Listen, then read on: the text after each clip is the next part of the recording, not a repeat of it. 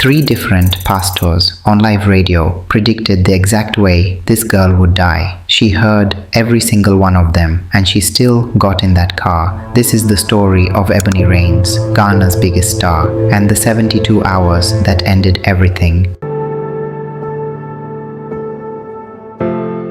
Before we get to the accident, and I promise you we're getting there, you need to understand who this girl was, because if you don't know Ebony Reigns, you don't understand why Ghana literally shut down when she died. Her name was Priscilla Opoku-Kwarteng. Born and raised in Dansoman, a quiet suburb of Accra, her family called her Nana Hima. In Akan, that means queen. She wasn't raised to be controversial, she wasn't raised to be famous. She went to 7 Great Princess Academy, then Methodist Girls High School in Mamfe, good schools, stable family, a future that looked perfectly mapped out. But Priscilla had one problem: she could not stop singing. She sang at home, she sang walking down the street, she sang when she was sad, when she was happy, when nobody was listening, and sometimes, most dangerously, when everybody was. And there was something about her final days, the week before the accident, that her closest friends said felt different, like she knew something. We'll come back to that. In 2015, at 18 years old, she made the decision that would change everything. She dropped out of high school. In Ghana,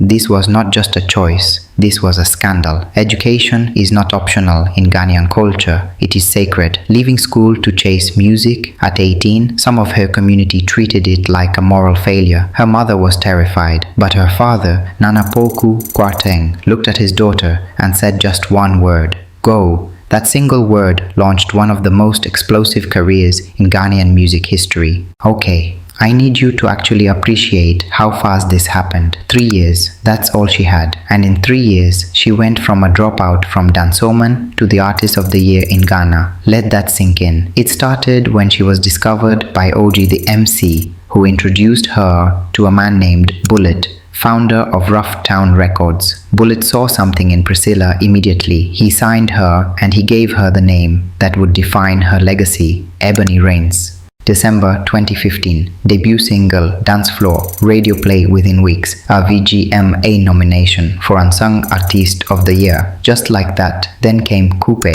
then Poison, then the song that made the entire continent stand still, Sponsor. But it wasn't just the music, it was her.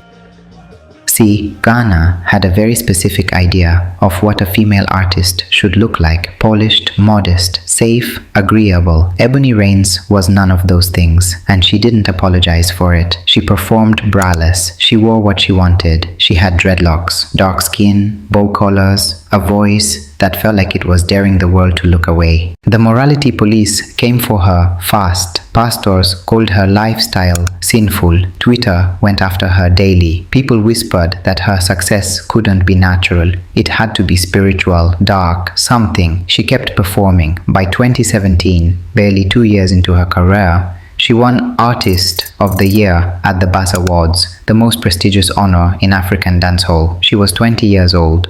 Now, this is the part that people either believe completely or dismiss entirely, but I'm going to tell you exactly what happened and I'll let you decide. Starting in 2017, multiple pastors in Ghana went public with prophecies about Ebony Reigns. Not vague warnings, specific ones. One pastor declared on live radio that she would not survive beyond July 2018 if she did not change her ways. To Ebony as well. Let's talk about Ebony's prophecy. I know you prophesied about her death.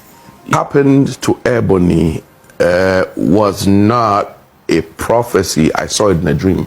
Usually when I go to sleep, there are many things I see. And so when I saw it, when I woke up, I texted Bullet. I sent him details, what I saw in my dream. Another pastor claimed he had received a vision of Ebony dying in a car accident. These weren't whispered in churches, they were broadcast on radio stations, printed in newspaper headlines, shared across social media. Ghana heard them, she heard them. And here's the thing that haunts me about this story. What she chose to do after hearing those prophecies: not run, not change. She recorded a song. I'll tell you which one in just a moment. Because underneath all the controversy, Ebony Reigns Reigns was doing something that almost nobody gave her credit for. She was using her platform. She recorded Mamefe, a raw, devastating song about domestic violence. When asked why she made it, she said, "I speak for the females. I'm nothing else but a musician, so that's the best way I can send my message." She was also planning to launch the Ebony Cervical Cancer Foundation. This was the girl they called a bad influence. February 2018, Ebony was days away from the biggest milestone of her career, her first international tour, Europe, the world stage. Everything she had worked for since she walked out of that school in 2015 was about to come true. On February 8, 2018, she drove to Sunyani in the Brongahafo region to visit her mother, the region where her family was from, a personal trip before the big journey. Her boyfriend, OG, shared something later that stays with you. He said, "She was like my mother. She knew I loved jollof and would always do it for me. She cooked jollof rice for me just days before. Small moment, domestic, human. She cooked for him." Now, remember I told you her friends noticed something different about her in those final days. Her sister later said that it's possible Ebony knew that something in her behavior that week felt like goodbye. No one can explain it, but people who loved her said she was unusually present, like she was memorizing people.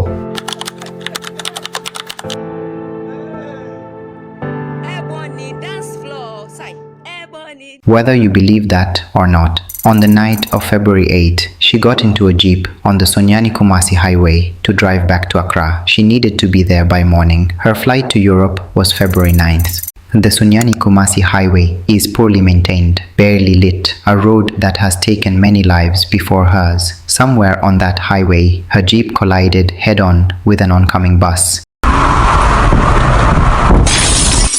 Ebony Reigns died instantly. Her close friend and personal assistant, Franklina, died. Atsu Vondi, the soldier assigned to protect her, died. Only the driver survived. She was 20 years old, 8 days before her 21st birthday, 1 day before her first European tour. Her manager, Bullet, the man who named her, who believed in her from the beginning, was waiting for a call that night. He never got it. Ghana didn't just mourn, Ghana collapsed. Artists wept on social media.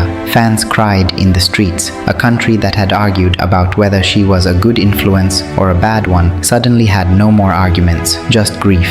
Her funeral was held at the forecourt of the State House in Accra, an honor usually reserved for heads of state. Presidents attended. Thousands lined the streets. She was buried at Osu Cemetery on March 24, 2018. And then, at the 2018 Vodafone Ghana Music Awards, something happened that no one had ever seen before in Ghana's history. Ebony Reigns won Artist of the Year posthumously, the first female artist in Ghana's history to win that award, and she had to die to receive it. Remember the song I mentioned, the one she recorded after the Prophecies, after being told she was going to die? She didn't record a farewell, she didn't record a prayer, she recorded Mamefe, a song for women in pain, because even staring down her own mortality, her first instinct was to speak for someone else. Sarkodie released a road safety anthem in her name.